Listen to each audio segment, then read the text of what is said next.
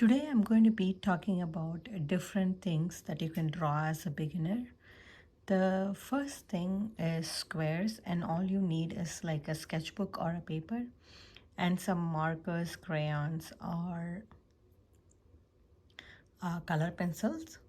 The next drawing idea I have for you is different hearts. The next drawing idea is different rectangles. The next drawing idea is different dots, as you can see here. The next drawing for beginners that I suggest is like different circles.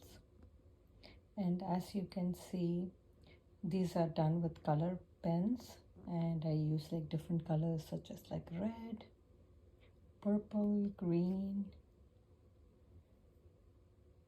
and you can also like color it in if you want, but I did not. So these are the circles.